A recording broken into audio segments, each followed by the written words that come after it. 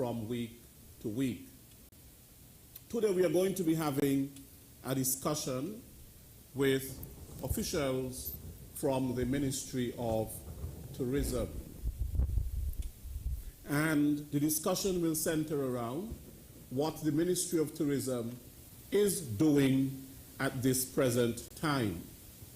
Of course, we know that the tourism industry has been one of the hardest hit industries because of the COVID-19 pandemic. Travel has been significantly reduced. Hotels have had to close. Restaurants have been severely impacted. And the industry in itself is struggling. Tourism is struggling. It is struggling amidst the COVID-19 pandemic. It is struggling to resurrect, to come back. But it will take some time. However, the Ministry of Tourism here in St. Kitts is not sitting down and doing nothing. It is preparing for the COVID-19 recovery. It is preparing to rebound and preparing for the new challenges that it will face in a post-COVID-19 world, a world that might be 5 to 10 years away. Today I have with me two panelists from the Ministry of Tourism. I have Mr. Kenny Manning, who is the Sustainable Tourism Coordinator. He works with the Sustainable Destination Council. Welcome, Mr. Manning. Thank you. Welcome. Additionally, I have Tessa Perkins, who is the country coordinator. She is a consultant with the Ministry of Tourism. Ms. Perkins, a pleasant welcome. Thank you. Right. Now, the Sustainable Destination Council. We hear a lot about sustainable tourism. Tourism not just for today, but tourism that will span generations to come. Tourism that is not just concerned with money, getting income, but tourism that is concerned with how we care for the environment, how we care for the planet, and looking at what our actions today can reap for many years down the road, and making sure that what we do is sustainable. Mr. Manning, you are on the Sustainable Destination Council. Could you give us just a brief history of the Sustainable Destination Council? First of all, it's an advisory body to the Ministry of Tourism. It's comprised of public and private entities and non-governmental organizations. This organization would have started some years ago. I think the start point was 2017. And I can't remember the exact year right now. It's been more than 5 years. It's been a while. The point was, the reason that it came about was St. Kitts participated in a GSTC Early Adapter Program, which promoted sustainable initiatives and standards. About the GSTC is the Global Sustainable Tourism Council. So it's as you can see, it's a global movement that we are part of. And out of that program, it was highlighted that there needs to be more coordination more partnerships within government entities, different agencies, but as well with the public and private and non-governmental agencies. It's a whole society approach that needs to be done to maintain tourism on a sustainable basis, especially for us, a small island who is heavily dependent on tourism dollars. Okay. Mm-hmm. So that word sustainability Yes. is extremely important. Yes. And what is your understanding, Mr. Manning, of sustainability? Well, if sustainability is more or less ensuring that something is sustainable, which is sustainable, it can be maintained, there's some longevity to it. Sustainable, it has, in my opinion, the system has to be in coordination within the ebb and flow of things, where you give and you take. For example, you give to the environment, take from the environment. Tourists come here, we give them experience, our culture, our love, our attention, a nice relaxing and get away from the hustle and bustle of the regular day, and they give us dollars. Right. Okay. Thank you. Now, Tessa, you're a consultant. Could you give us a little bit in terms of your background and your purpose here in the Federation? Sure. So back home, I'm from the U.S. Back home, I'm a graduate student at the George Washington University, and I'm studying sustainable tourism. So very interconnected to what the Ministry of Tourism is all about here. I was brought on by Sustainable Travel International, a global NGO, back in April to come to St. Kitts as a coordinator and help with on-the-ground initiatives, programs, projects that the ministry and the Sustainable Destination Council are working on implementing. So that's my main purpose here. Personally, it's just been an incredible opportunity to learn from everyone at the ministry. They're doing incredible work. So it's been very enriching so far. Mm-hmm. And what really propelled you, if you don't mind me calling you Tessa? Yeah. What propelled you into this area of study, this field of study? What really piqued your interest? Why are you involved in this area? Sure. So I actually, in my undergraduate coursework, I studied geography. I've always been interested in the global perspective. As a child, my family traveled a lot. We lived in Europe for a few years, and it kind of sparked this joy in the act of traveling. As an undergrad, I studied geography and then just had a hard time thinking about what I could do to turn geography into a career path. So I was struggling a bit, I think, as most students do in my senior year, and then went on a trip actually abroad and really felt throughout my trip this tension in the place that I was visiting. I was in Italy. I just felt this tension where over-tourism was really causing an issue with local residents. And I felt that and I leaned into it, and I came home and I thought, okay, so tourism, there's something there. And I actually got on Google and just started searching for career paths within tourism, discovered the niche of sustainable tourism, and actually came across Sustainable Travel International first, which was fortuitous. And from there, I've just been on this steady, gradual path toward where I am today, and that's looked like a lot of one step forward, two steps back, figuring out how I fit into the big picture. I actually was working a full-time job before I started my graduate school and was laid off due to COVID. So it's been a lot of trial and error, but it's all led me to this point, so all for a good cause. Right.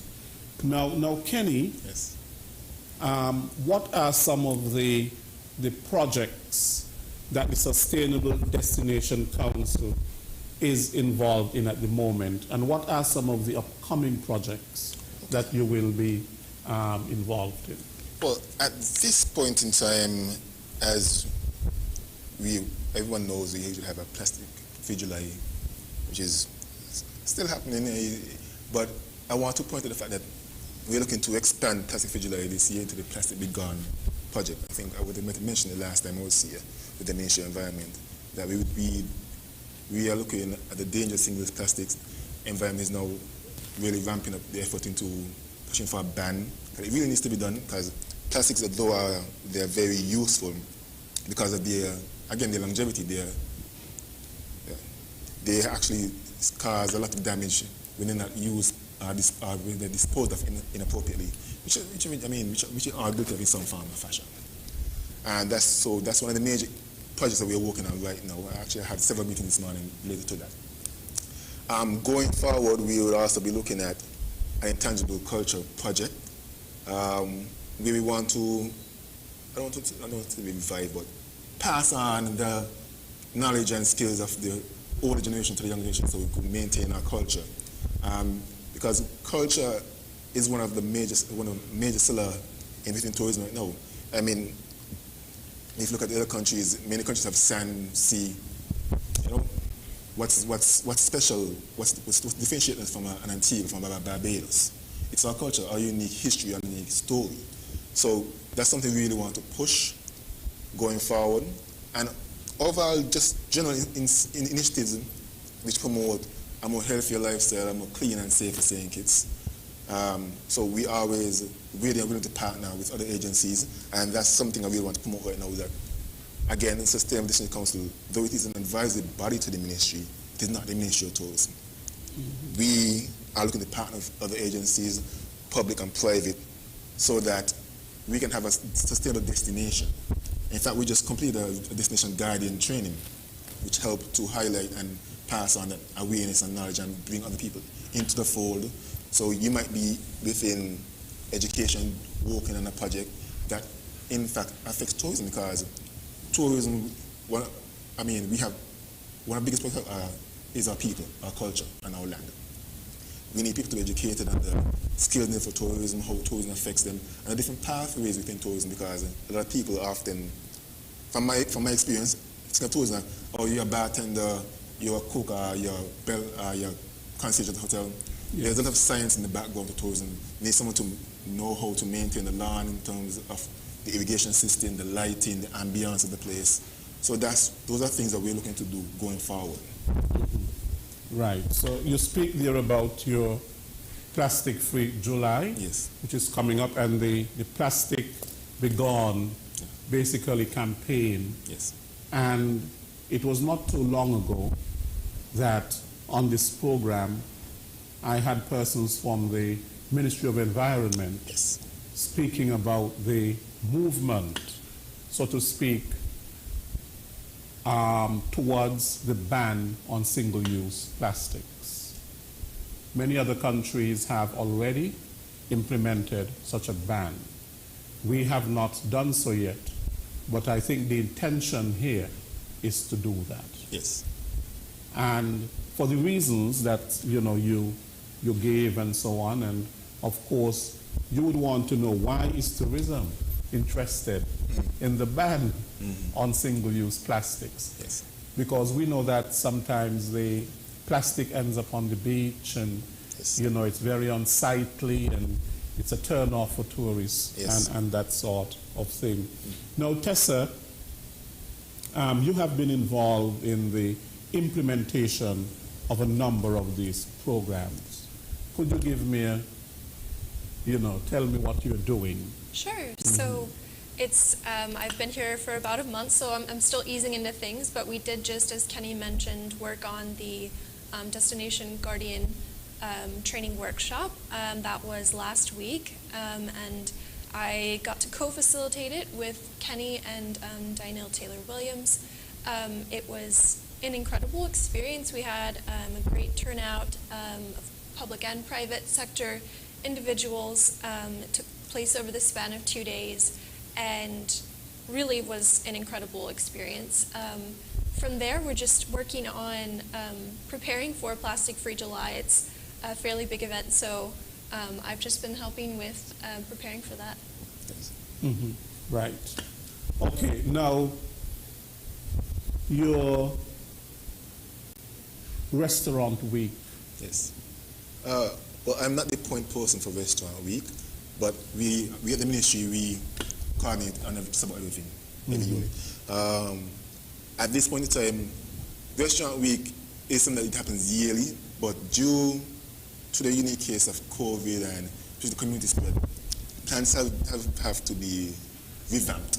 Yes. So that's where we are right now, working on that. Because we don't want to encourage or facilitate the possible spread of COVID. We want to ensure that things are done within the protocols and also in a timely manner. So, but even within Restaurant Week, we still promote, we practice what we preach. We promote the use of biodegradable utensils, such as spoons and forks, even some of the plastic cups. Well, they look like plastic, but actually made of cornstarch, so they are biodegradable. Also the boxes, we try to avoid styrofoam as much as possible. Thanks. Okay. Now, Tessa, what do you foresee COVID-19 recovery to look like? What? It's the million-dollar question, and it's looking different for every sector, every country. It's happening. I think that's the first thing to mention. It's happening, and it's hopeful. It's looking hopeful for tourism specifically. That was a big topic of our destination stewardship workshop last week, is talking about just how COVID-19 has affected the tourism industry as a whole, and then more specifically island nations, more specifically St. Kitts and Nevis.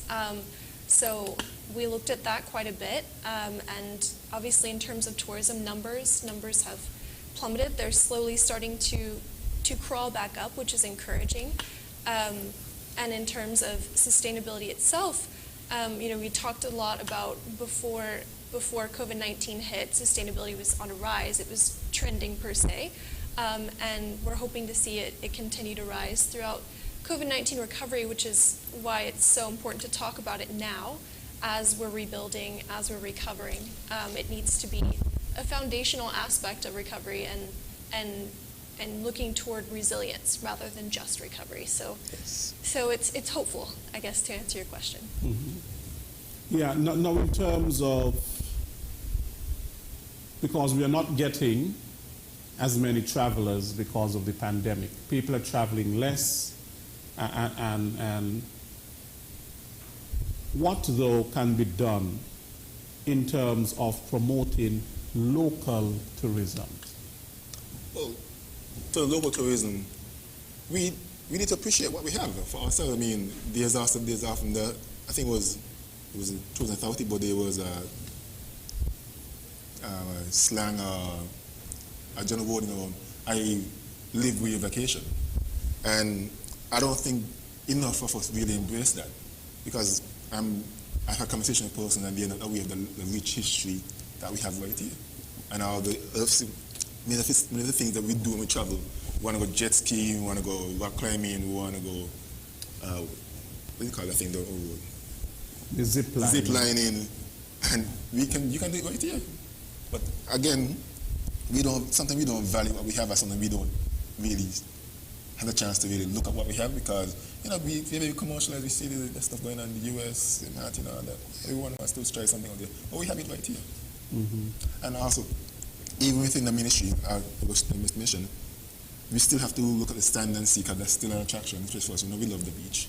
Right now, the ministry is working on a beach rehabilitation project at the Frigate Bay, as well as upgrades to the strip, because we want the strip, Frigate Bay. When I was a kid, Frigate Bay was its spot, and when I was growing up, I don't go there that often, but when I do go there, it was always bustling, having a lot of people, and we want it back to that level again. Yes. So right now we're looking at refurbishing the beach, have set up groins and breakwaters to keep the sand in, as well as for our safety. And even with these groins and water breaks, you're actually promoting life within the area in terms of fishing and other marine life. So it's a win-win. Yes. So as again, tourism affects every aspect of our life, and every aspect of our life affects tourism. Right.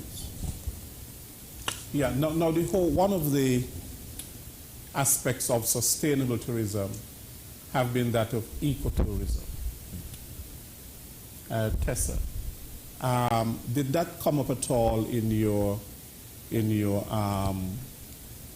Guardian training, the whole aspect of ecotourism? Yes, ecotourism is a huge sector within tourism, especially when you're looking at traveling sustainably and responsibly. It's this awareness of the environment around you and making sure that as you're moving throughout your tourist experience, you're being mindful of the way your actions are impacting your immediate and surrounding environment.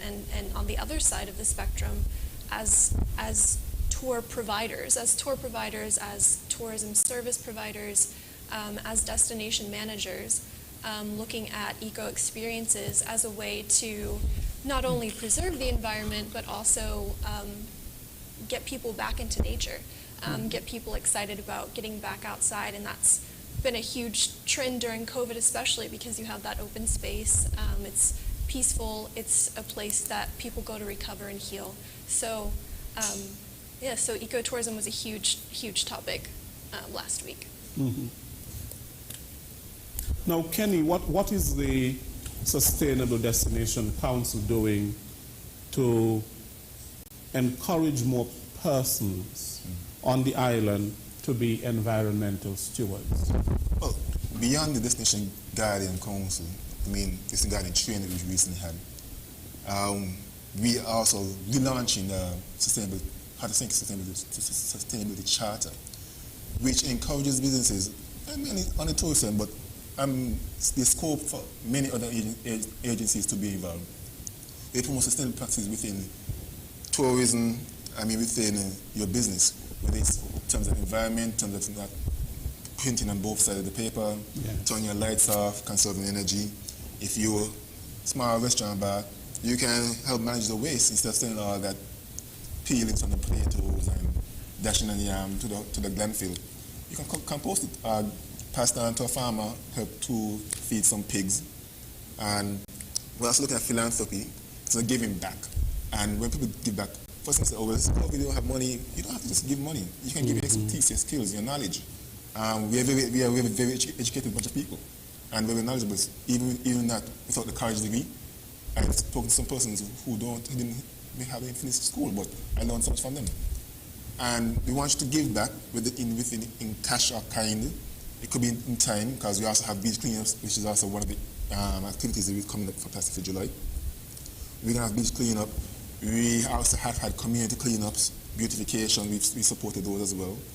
We started the volunteer day that we recently passed. And that's what we're trying to do, encourage people to be more active in terms of sustainability and overall, especially the businesses, because that's where we spend most of our time. Mm-hmm. Now, the community, Tessa, plays an important role in tourism. We speak about community-based tourism and the initiatives that come about through the community. Now, what type of support is there for community tourism and its initiatives?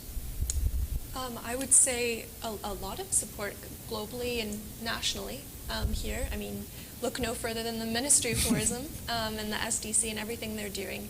And globally, nonprofits, NGOs, groups like Sustainable Travel International are constantly encouraging community-based tourism. It's research shows it's one of the most sustainable ways to approach conserving and protecting cultural, tangible and intangible assets when it comes to tourism. Making sure that you have that local insight, that local control is so important.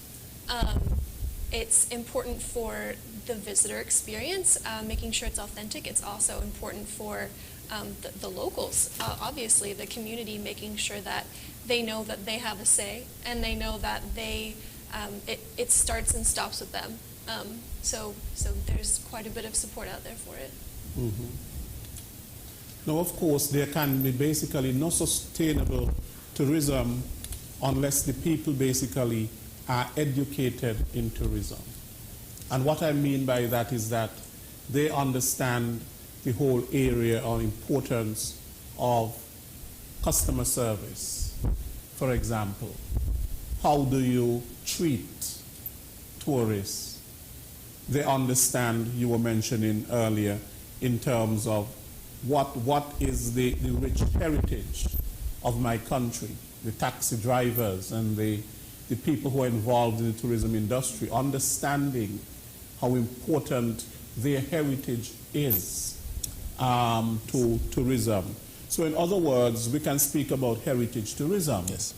And how much of a part does that really play in terms of the sustainability of tourism? Yes, it's very important. In fact, last year we had a workshop that focused specifically on our culture and heritage. It was facilitated by Mr. Leonard Stapleton, one of the local historians. I think he even did a book that was used in the schools for some time. Yeah, but each year we can have a sustainable tourism enterprise.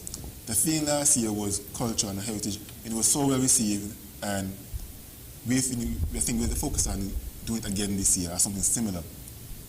Because a lot of the history that Mr. Stapleton was able to pass on the knowledge on in terms of a structure for houses. I mean, last year alone, Wife's village is called Village. Because Mr. Fry got moved from the sugar factory area and now lives there. I didn't know that. But everyone said village. But these are things that, these are little stories when someone comes from overseas, you can tell them, then you'll be surprised how excited they are. I mean, after you live in your concrete apartment for so long, you come here, you see beautiful land area, people smiling, walking around. I mean, compared to other countries, we are very laid back from what I can see society. So it's a change of pace. People want to learn, well, how do you guys get to that point? How are you maintaining that lifestyle? Just want to learn about us and how, and be a part of it. They want to go like it.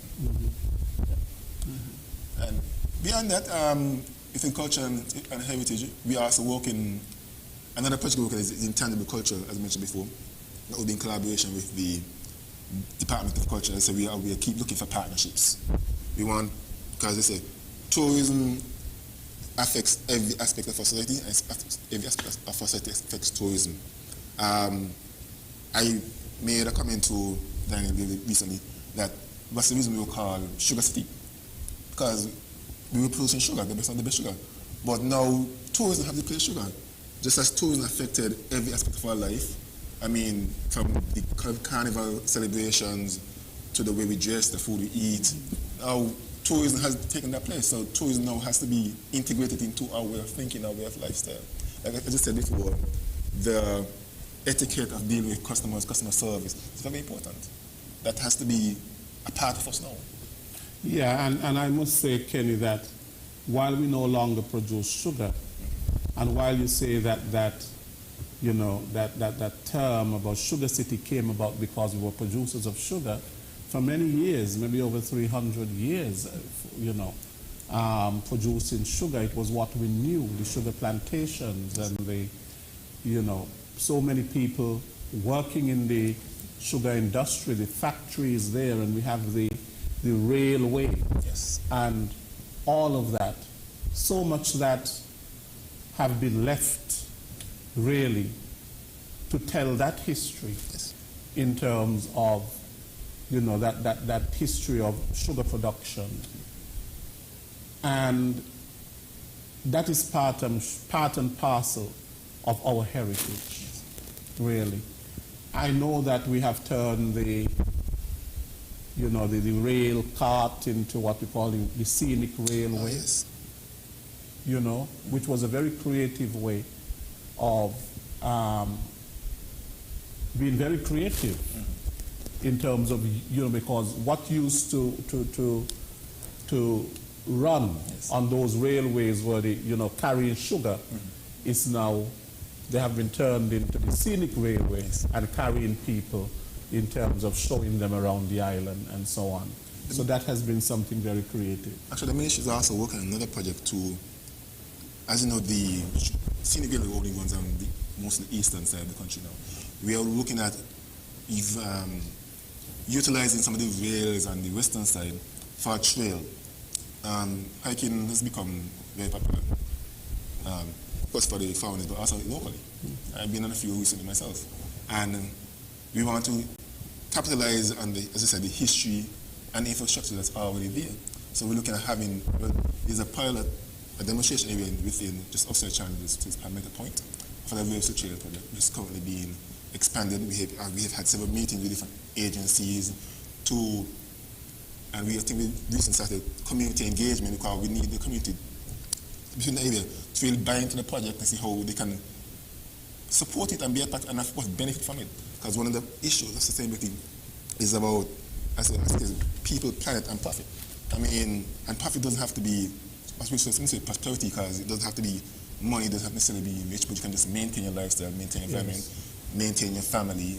Some people just enjoy being among plants, clean environment.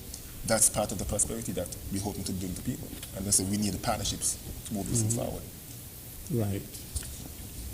But you know, the name Sugar City has still remained, because even though we no longer produce sugar, we're still a sweet people. Of course. I agree.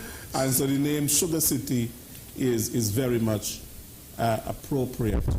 Now, Tessa, you have been involved in, and Kenny, this resident satisfactory survey, the Heart of St. Kitts. Could you tell me a little bit more about that?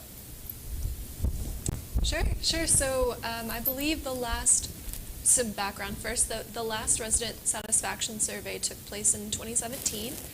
So we're looking to bring it back hopefully this September.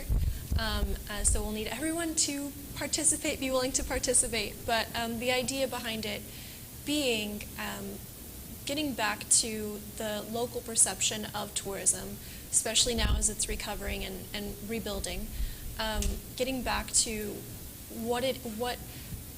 getting a feel for the local understanding of tourism first and foremost, what it is that they understand tourism as being as a local player, and then getting a feel for how locals view it fitting into their day-to-day lives.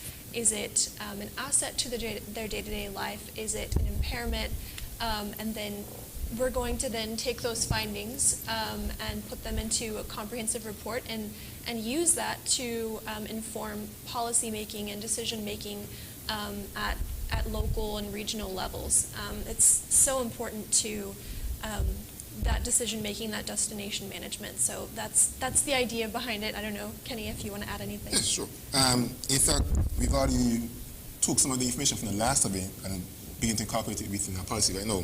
Because one of the issues that came out within the last survey, people felt they weren't included within the decisions that they into tourism and how it would affect them, communities, and that's why we put more emphasis on consultations, invite people to come out and be involved. And there have been some uptake, but we need more. I say we need a society approach to this. We need people to really understand we are tourism, as the commercial says. Mm-hmm. Right. Okay, now the part of sustainability, of course, is that of preserving, we mentioned before, the local culture and supporting basically the local people in what they do, their culture, their way of life, and so on. And Restaurant Week, I really would have liked to hear some more about that, but because in that way, to me, that is some sustainability, because you're encouraging, the tourists to eat local. Yes, of course. We are also encouraging ourselves. And encouraging ourselves as well, yes, to appreciate what we have, to appreciate the local cuisine, yes, which is part of our culture. And that is what sustainability really is. Mm-hmm. Especially, as I mentioned Restaurant Week, especially we encourage persons. We have a theme fruit, a theme product that we maybe planting this year, and next year, and people are encouraged to produce dishes with those things that the main ingredient. Because as we go to restaurants and even the snarling bars, what you see is like rice, burgers, hot dogs. Yes. I mean, there's nothing wrong with that, but again, it's not part of our regular local culture. And also, most of that stuff is imported. We need to reduce our food import bill. We have become too dependent on that, because even within COVID, that has some effect on the supply chains. It happens again on a large scale. I mean, what could happen? Even within regionally we try to depend on others. Sometimes we're in a boat because of storm, whatever, we can't make it here. So we need to eat local, but also be creative about it. Because of course we've got nothing to a more finer, richer taste. I mean, once you get the ingredients and you have the knowledge, why not? You can try something else. I mean, right now I've heard other people doing breadfruit chips. Actually had some recently, and I really enjoyed it. So that's something, sweet potato fries and that kind of stuff. It's something that grown locally that we could utilize because the money stays here and rotates within the community. Now, Tessa tourism is sustainable tourism, has to rely on many factors. It has to rely on, it has to take a multi-sectoral approach. What do you think are some of those key sectors that are important to sustainable tourism? And what are some of those factors that are important to sustainable tourism? So, it's every sector. And just putting a blanket statement on it, I think every sector, if you're looking at government, I think every sector is in one way or another impacted by tourism and has a say in how tourism is carried out. Obviously, it starts with the Ministry of Tourism, and then other sectors tie in, the Ministry of Environment, and looking at even solid waste, looking at the way it's managed, looking at departments of culture. And I'm pulling a blank for the other departments here in St. Kitts specifically, but infrastructure, yes, all of those have a say and have an impact. Yeah, exactly. Technology. The factors being, environment. Tourists interact directly with their environment. The way that the environment is preserved and maintained directly impacts tourists and the locals, and it's all a very symbiotic relationship. And that goes as far as the other sectors as well. I think Kenny might have some to add there too. Of course, COVID is a health issue, but it's heavily affecting tourism. And as well, tourism is affected. That's why we can't have so many tourists at this point, because having many people coming would potentially spread COVID even further, which will cause huge disaster, even bigger disaster than we have right now, which will then slow to the economy, schools, every aspect of our lives. So as I said, again, I want to to appeal to the other agencies within the government and businesses as well, that we need your support. Because as I said, we affect you and you affect us. And that's what it is made of. We need your input, because I might be here working, let's say, you're working at the Figure Strip. You as a contractor might decide what are the initial infrastructure sustainability. Look, you need to follow this particular building codes, have the wind direction and all these kind of things. Because I might say, we need to look at the effect of having a salt pan. And I did tourism, I did sciences before. I wouldn't have the in-depth knowledge to make these kind of assessments. Whereas if you're in STC, and you hear us mention these projects and initiatives we're trying to, you can say, oh, hold on, we are working on something in that area as well. You might want to revamp your plan because of such and such and such. Because if we get it right the first time, we don't have to call it a second time. So that's where we are. Now, sustainability, there can be basically no sustainability without people development. People development requires training. Now, what has the Ministry of Tourism been doing in terms of the developing people, that human development, in terms of training and so on? Because these are the people that work within the sector. Well, and these are the people who are going to carry on the sector. And without them, basically, you would have no sector.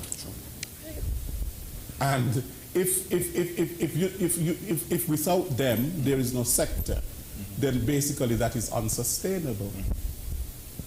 And so therefore, working with the people within the sector to get the best out of the people within the sector so that the sector can go on and on and on for a very long time. And it can grow from strength to strength, because that's what sustainability really is. If the sector is getting weaker, if people are not trained and developed, if people are disgruntled and so on within the sector, then basically it is not sustainable. In terms of the current sector, I know they are usually trained, especially for taxi operators and everything that's mostly facilitated by the tourism authority. But I know for a fact that again, the ministry is open to suggestions in terms of like offering additional training from whatever perspective that we might be lacking, the people within the sector might be lacking. And even for the upcoming generation, and recently we had an intern from CFBC that was there. And that's another thing we try to do, we try to partner with the next generation who will be taking up these roles within the industry in the future. In fact, I was on vacation at the time, but I know they also brought in the other interns that were doing internship at that point in time into the ministry, and they gave them a tour of the different facilities. Then they went to a farm in Harfetry area to help show them how to incorporate sustainability practices from that point of view. That's the Eco Park, which, as you know, is a balance between tourism and agriculture, so trying to promote there. And while they were there, they were also giving etiquette lessons, because if it's sustainable, it has to be done a particular way. And that's not the way, that's perhaps in some circles that might be common knowledge, but a lot of us, we're not really aware of it. But those are things that the ministry has been taking steps to do.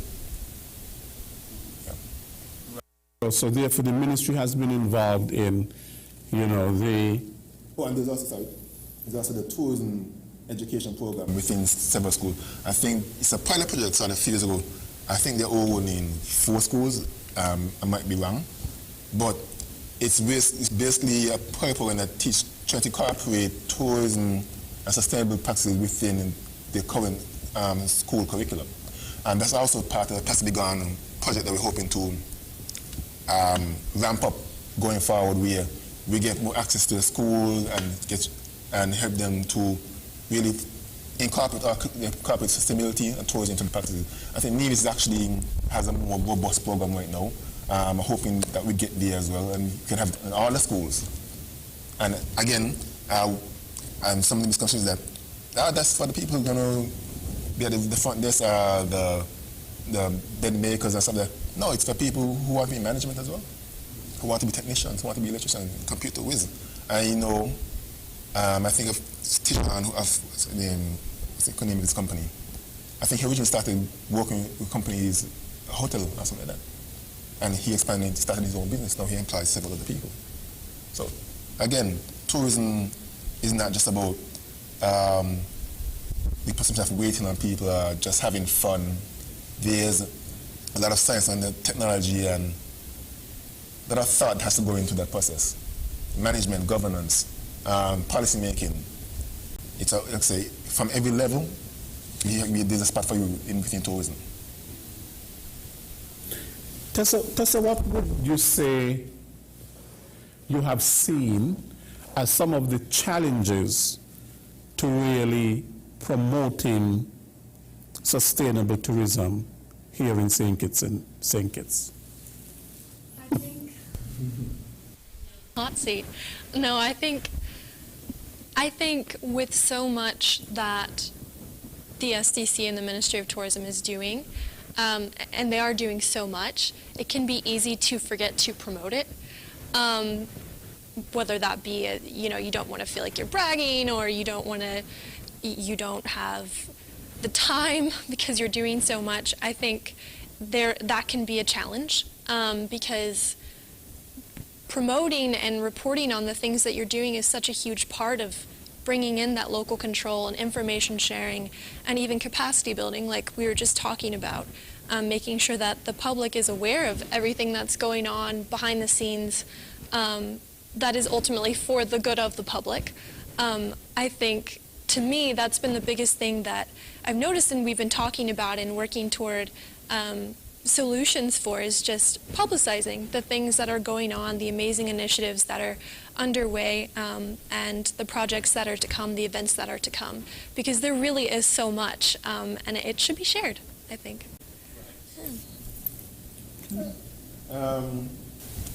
How much more can I add to that? I said, well, PR is a concern. It was actually raised within the SEC meeting not the month before.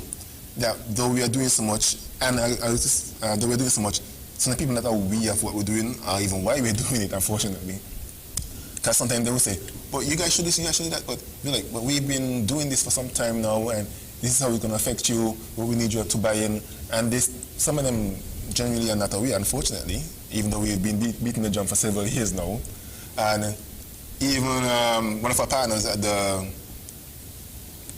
Mr. Farrier, he even suggested that we do a little bit more promoting some of the billboards and so on around the island. He actually pointed to several spots that we could utilize. And I don't want to, I hope, I'm not misquoting him, but he said we'll get a little discount as a partner, a little freebie here and there, because that's what we need. Because we can't afford to pay for everything, because you might have a facility that's available to us, patent technical solution, that you can not only spare, but you can help to donate, and that's what we're looking for.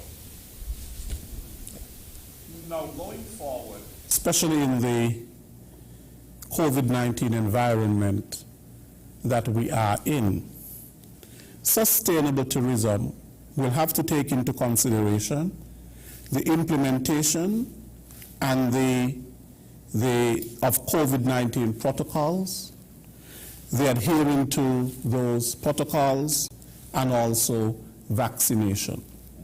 What do you have to say on that? We're not living in the same world. The world has changed. Yes. I agree. I think in order for tourism to come back and to succeed, because it can come back, but it doesn't mean it'll succeed in the long term. I think in order for it to succeed, people do need to adhere to COVID protocol and make sure that we're not getting too relaxed. We're not saying, oh, it's been over a year, things are good now, the vaccine's coming out, it's good now. There's still so much that needs to be done to make sure that that there don't continue to be resurgence of cases, and that travelers can return responsibly and carefully and safely, to make sure that it's not stop and start process. Obviously some of that it happens and it's going to happen, but the more careful you are, the more you adhere to protocols, the less likely. So very necessary. Because what has become so important in this environment is that we just don't want travel. But no one would want to jeopardize the health of their populations because of travel. And so therefore, we may want to have cruise ships coming and all of that sort of a thing. But at the very same time, you do not want the health of your people to be jeopardized. And it has to be done in a very safe and secure manner. And that at the moment, basically, is part and parcel of any form of sustainable tourism all around the world.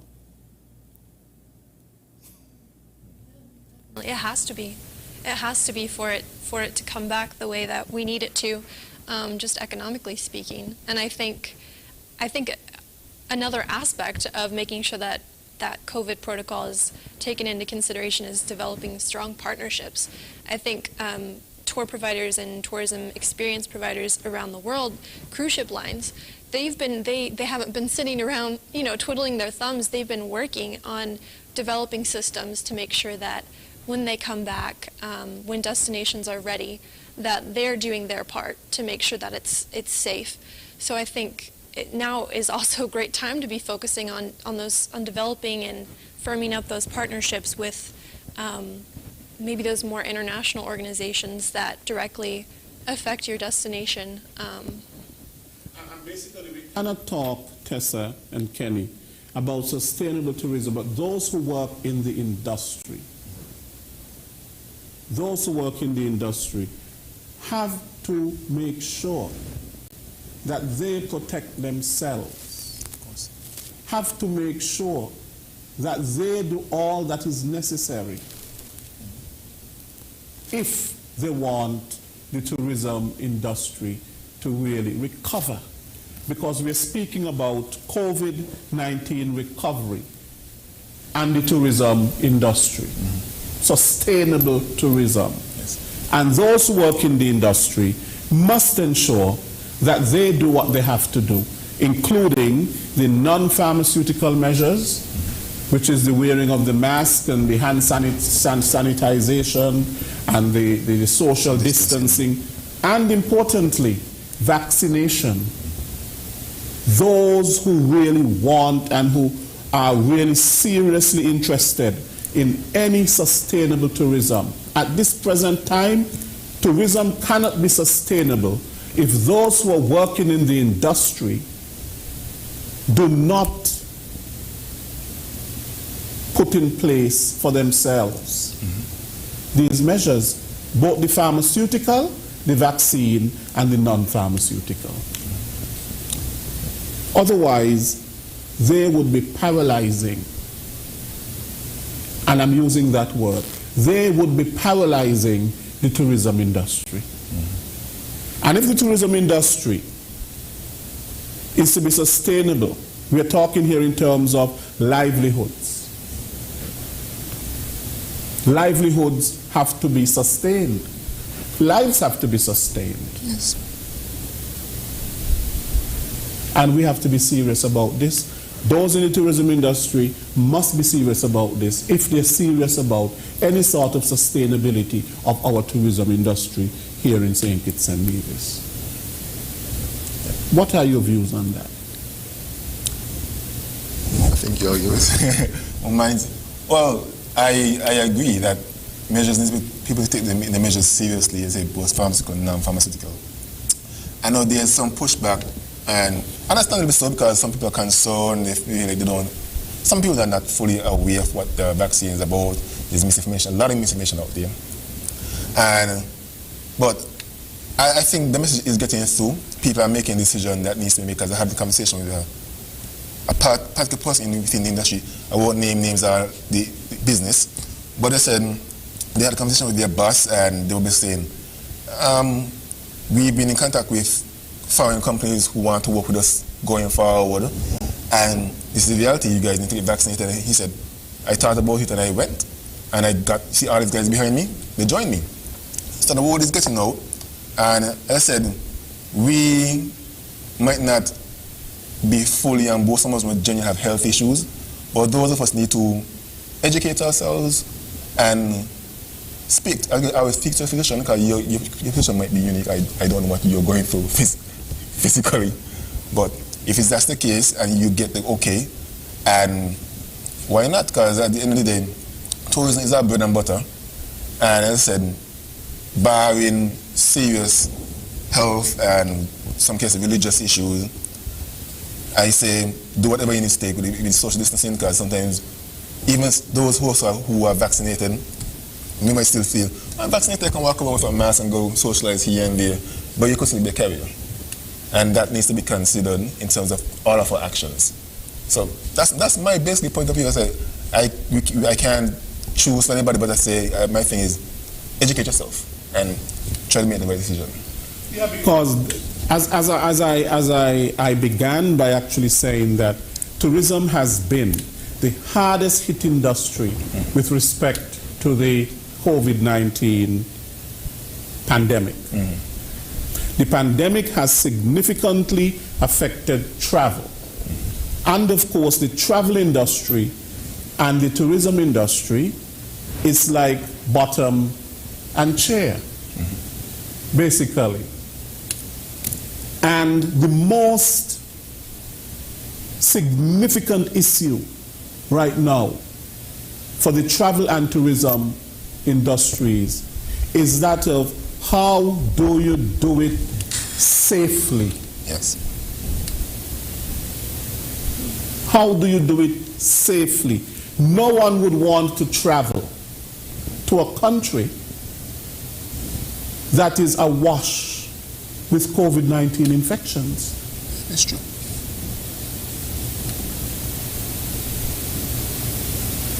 And no one would want people coming from certain hot spots where you have so many COVID-19 cases. There is a certain fear. There is a certain fear of travel right now.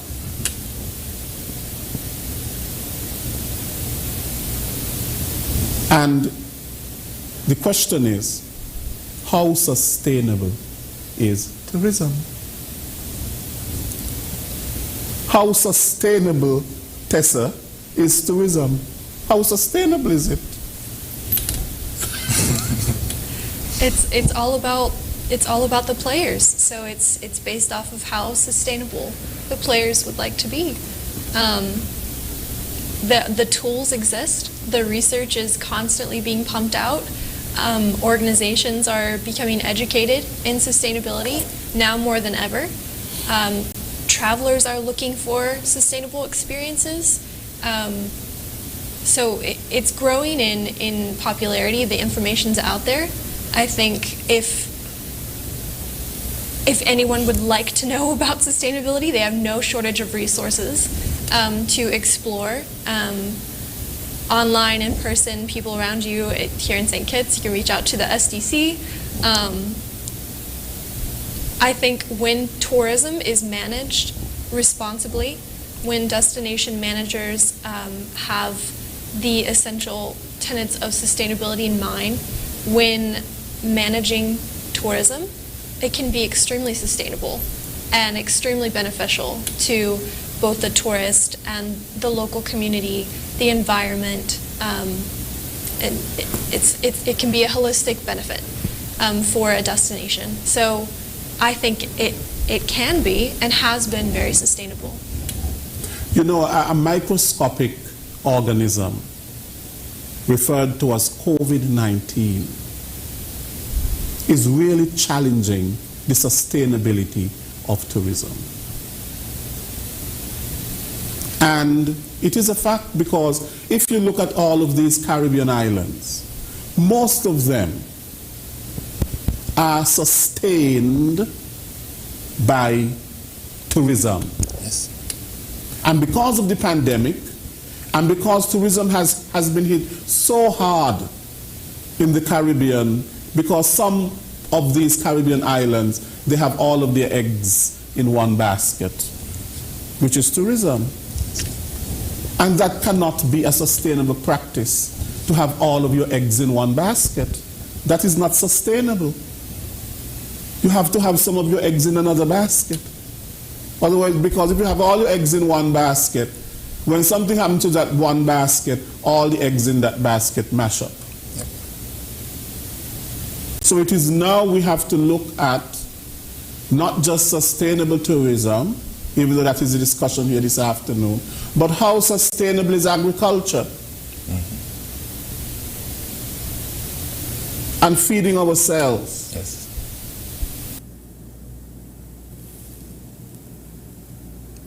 So sustainable tourism has to go along with other things that are sustainable, so that we just can't focus on sustainable tourism.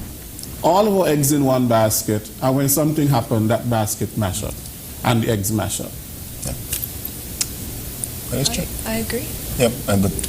But one of the issues we've pointed out with that, I have a stable discussion with that, and personally and professionally, the viable alternative. But you have to be in reality, economies of scale. Because when the discussion I had recently with someone, it's like, she was actually found out, we were discussing some of the issues we had in St. Kitts and blah, blah, blah. And she was like, we actually see in Portugal, why we're producing sugar. And she couldn't believe it. I was like, yeah, because we produce at a higher quality and a higher price, so this is why we import it. Again, for agriculture, that might not be possible within certain areas, but again, it needs to be explored. And also, we need to look at how can we make it more productive and viable, as a viable alternative to importing that many stuff. Is it that we haven't have enough farmers who are really oriented to large-scale farming? That could be a possible issue. Is that not enough support, as some might say? I'm not that involved to be shortened, but that's something that could be looked at, because I've heard farmers saying, it's easier to get a loan to go on vacation than it is to get a loan to start a farm. If that's the case, then something needs to be done. I've heard some discussions being put forward, but I'm not really, I don't recall exactly what the content was. And I said, for agriculture, we have to look at when we look at agriculture, one of the major issues is our water consumption and the proper utilization of water. I had heard a recent announcement saying that there's going to be a drought, I think it's here in Antigua, that's coming. Has that announcement reached the proper persons? And are we as a people, are we taking that warning to heart? Are we making changes? Conserve water? Yes.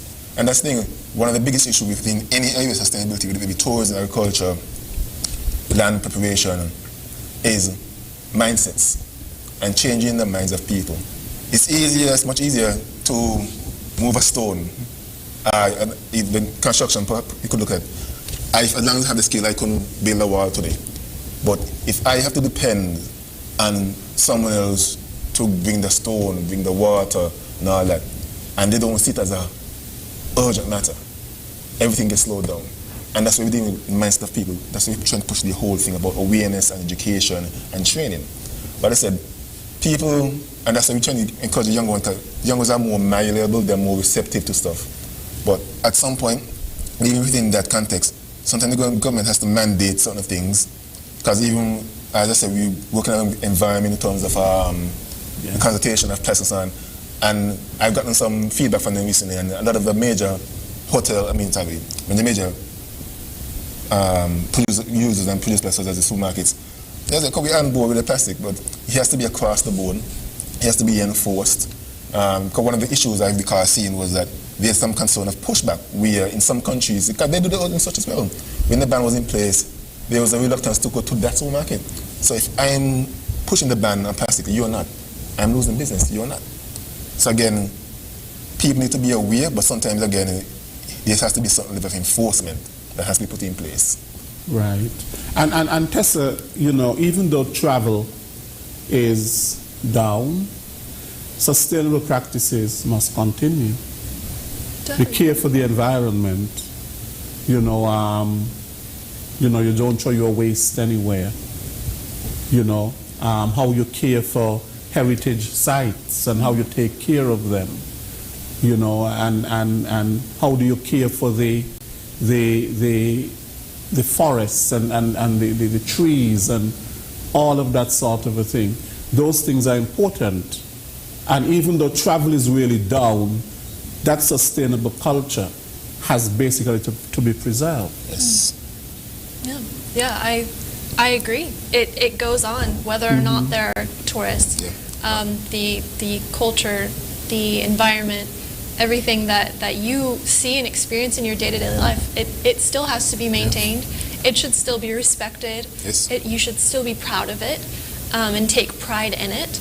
And I think ultimately when tourism rebounds, it'll only be stronger because of that. Yes. Because That is of the correct. things that you're doing now. And I think with travel slowing down, we talked about this in our workshop, people are actually becoming more aware of the way that their actions impact the world around them. Just, we saw on the internet images pop up when there was a brief period when planes weren't flying. We saw how clear the air was getting. We saw, in polluted waterways, certain wildlife return. So I think people are becoming more aware. I think pros and cons with COVID. I think it can be hard to mitigate single-use plastic when so many of the things that we usually are able to use, reusable bags, reusable cups. It's hard to do that during COVID, just with the way it's spread. But I do think the awareness is still there, and I think it needs to stay. Right. Yeah. Right. Okay, we are going to go to the phone lines, and the numbers to call are 1-718-577-2916. That is 1-718-577-2916. That's the overseas number. And the local number is 465-2555, 465-2555. We await your calls. Right. You know, one of the things in the Caribbean with tourism and the building, how we build, we have to take into consideration sustainability in terms of how we build. Because depending on how we build, we could be destroying a lot of habitats.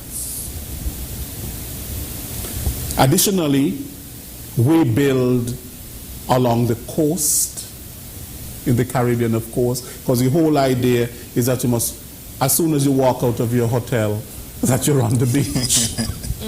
Yeah. But at the very same time, we live in a hurricane zone.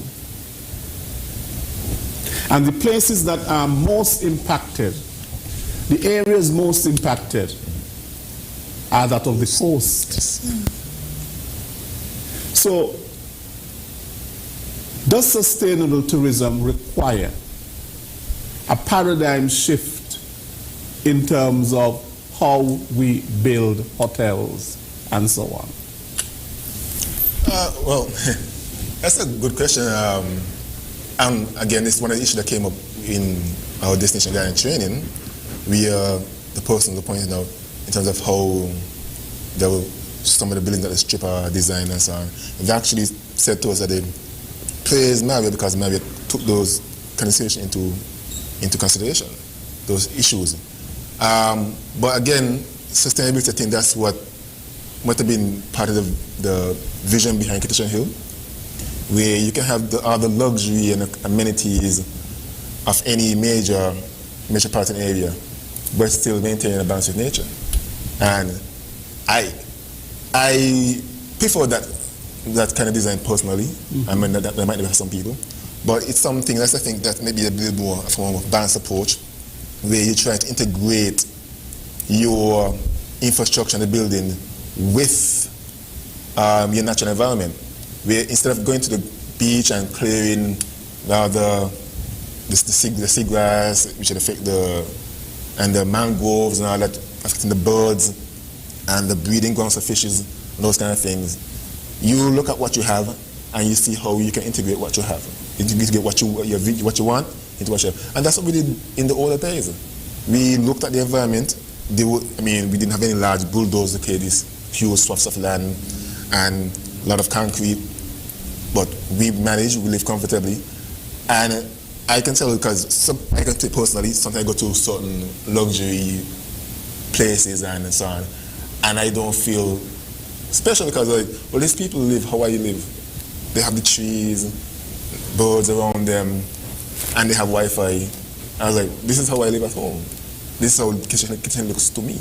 But again, I also living overseas, and I tell you, it's sorely missed when you live in a concrete 4x4 apartment. So I'm saying we should embrace what we have and market it to the best of our ability. So, there's other people who want the beach and the lifestyle and so on, but we need, again, be in the coastal development and the negativities that come with it, along with the environment, and looking at more inland to see what can be done in a more sustainable manner. But that's my personal 2 cents. I'm not an architect.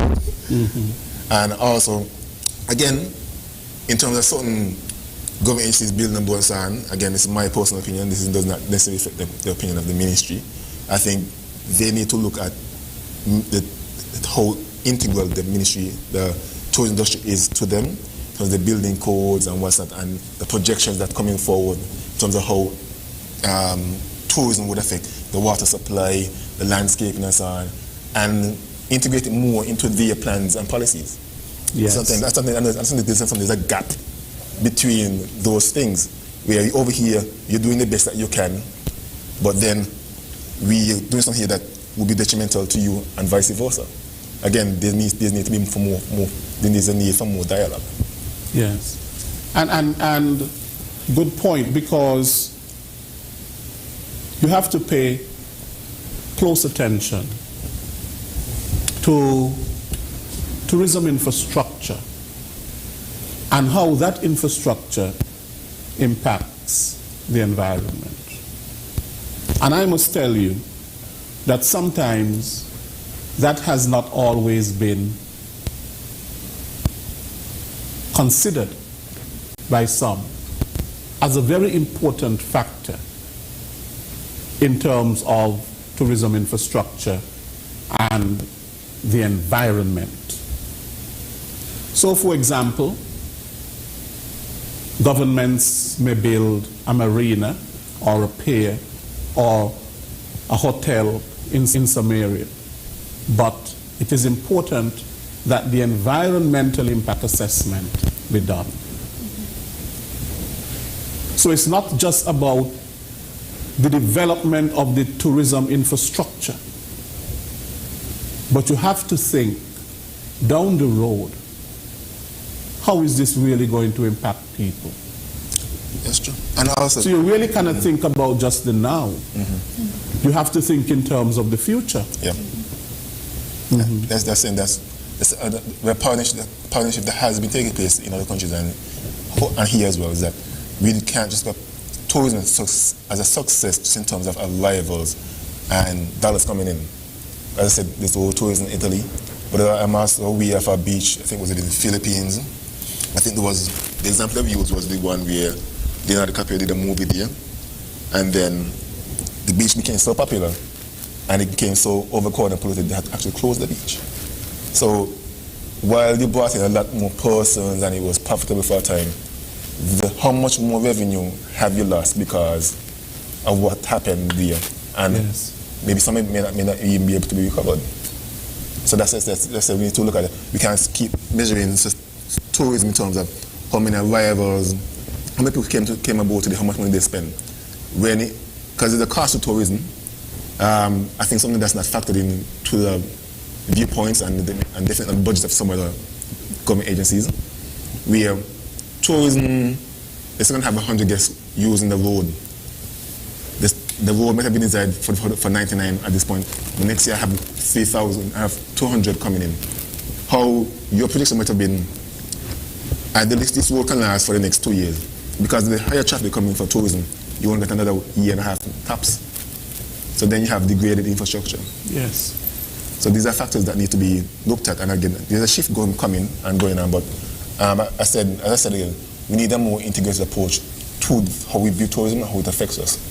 Because there's a cost to tourism. It's not just, we have to maintain the airport and we have to maintain the internet, the food that's coming in.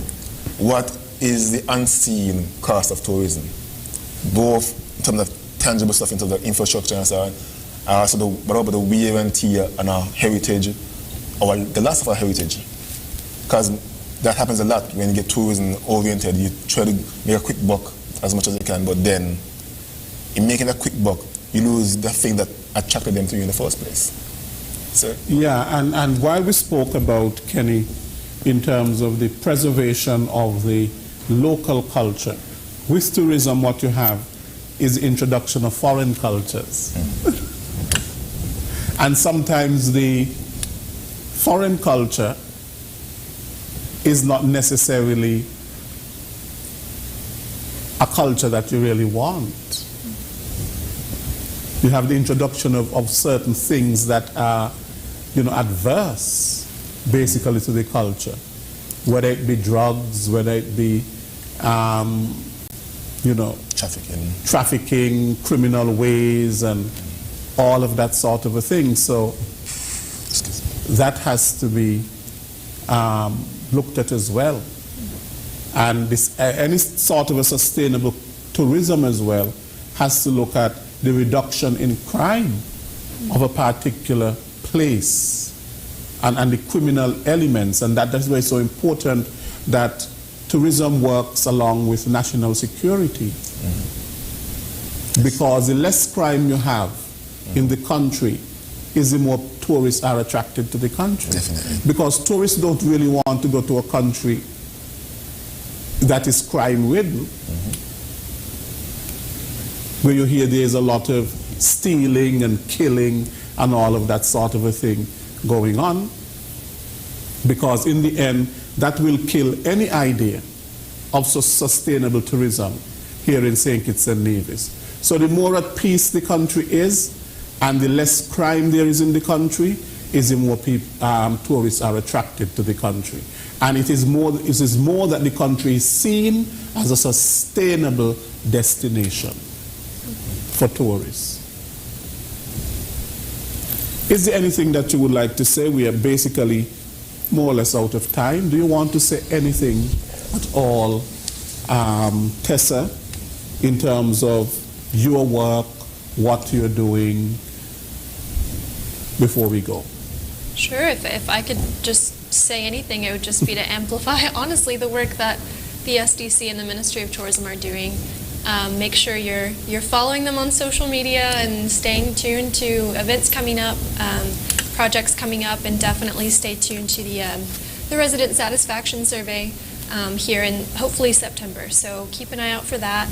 A lot of exciting things coming down the pipe. So, and thank you for having me. Right. Kenny? As you said, you can keep an eye out for us on social media. We're on Facebook, Instagram, Twitter. The name on Facebook is St. Kitts Sustainable Destination Council. We also, one of the branch, well, not the branch, but an offshoot of the sustainability is of the SDC, is the Heart of St. Kitts. You can also look at that page for more information as what's going on. And as long as, and you can also reach us by email iasdmc.sk@gmail.com.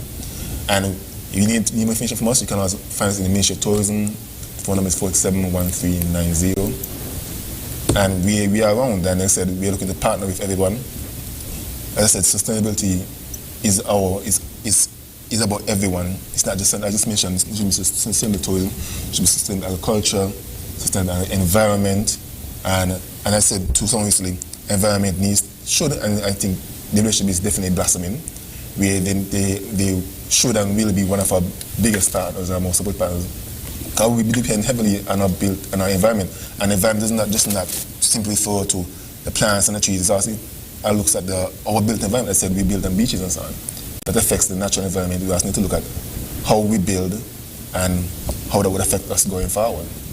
Our resources are not limited. Our resources are not unlimited. So that's basically the gist of what I would like to leave with everyone. Right, but before you go, Kenny, what can you tell us about a little bit more in terms of, is there any sort of a date set yet for Restaurant Week? Is there a date set? Is the ingredient chosen as yet for Restaurant Week? What about your plastic-free July? Yes. Do you have anything yet planned for the plastic-free July? Any special events? And additionally, what can you tell us about the Heart of St. Kitts Foundation? We don't seem to hear too much about that.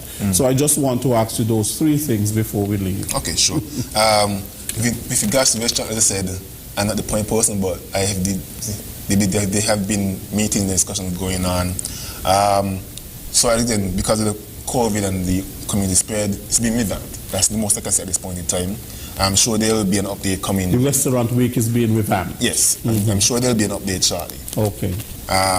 With regards to the Heart of St. Kitts Foundation, yes, we started this foundation as a philanthropy initiative to help personally give back, both locally and non-locally. When they come to visit, we're looking at them if they want to donate. Some people come and visit and say, oh, this is a great idea, I like this place, I like to leave a little something. Yes. We're trying to put a system in place, set up a governance structure, because we want to be as transparent as possible and ensure, you understand, you're not giving into the pot of the government, you're giving towards a particular sustainability issue that you're passionate about.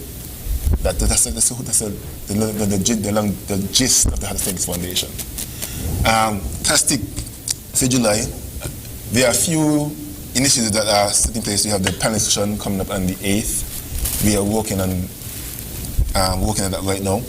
The theme is about, well, the theme we're working with is be climate resilient, reduce single-use plastics. That's where we're going. That's what we're trying to push right now. That's where we are. We have looking at panelists from several areas: environment, education, healthcare, along those lines. Even some of the standards and stuff like that. We need to different policymakers. I think originally last time we said environment, we didn't mention the plastic aid and all that. But again, because of community spread, we have to revamp and train back some of those more large social events. So that's where we are. We are still working on the beach cleanup. That's stated for the 10th, if I'm not mistaken. But there will be a calendar and a poster coming shortly. We are also we're collaborating with the Ministry of Environment. We are doing consultation with the other industry, they did most of the consultation in Bastille, with Sumac and stuff like that. We are looking at having something done within the rural areas. Again, we want everyone to be involved, be aware, and be on board with the whole plastic ban and play their part. That's it. And then I think that's more or less it. Just am I missing anything? I don't want to miss it. No, I think in terms of Plastic Free July, just staying tuned online or on social media rather, for different types of competitions and prizes coming out. So yes, because we have to, in light of the current situation, we have to rework some of the original plans. Mm-hmm. Okay. Well, I definitely want to thank both of you. Tessa Perkins, our country coordinator, consultant with the Ministry of Tourism. It has been a pleasure having you on this panel. And Mr. Kenny Manning, Sustainable Tourism Coordinator. I know that tourism is going through a very tough time because of the pandemic. It is one of the hardest hit industries, not just here in the Federation, but throughout the entire world. We all want to get back to travel. We want to get back to seeing family and seeing friends in other places, going sightseeing and so on in other places, experiencing the culture of other places. However, it has to be done in a very safe and secure way. The recovery, in my estimation, is going to be very slow. And it will depend upon how quickly this pandemic is behind us. And what the science is basically saying at this present time is that people have to get vaccinated. Vaccination is very important if we are to come to any sort of a normalcy or near normal levels with getting things back together. Of course, it has been months that we have not seen a cruise ship at our ports. The ports are basically, the cruise ship ports are basically very lonely. They too are feeling the impact. They are crying. The pandemic has done this. People are coming in at our airport, but the numbers have significantly decreased. Quarantines, people getting infected, having to be in isolation, all of that have been very difficult to deal with. And yet, our most important industry, our main industry, in order for it to get back on track, the people working in the industry have to do what they have to do in order for the industry to go on, which means adhering to both the pharmaceutical and the non-pharmaceutical measures. We will get there. It will take time. It requires patience on our part. But we all have to do our part in order to sustain lives and livelihoods. And the tourism industry has played a significant role in the employment of people, the sustaining of their livelihoods. And in order for that sustainability to continue, we have to do our part. So thank you very much to both of you. Next week, we will be back with another edition of Working for You. I want to thank all of you who listened to our program today. Thank you very much. Your company from week to week is well appreciated. Until next time, I am Les Roy Williams.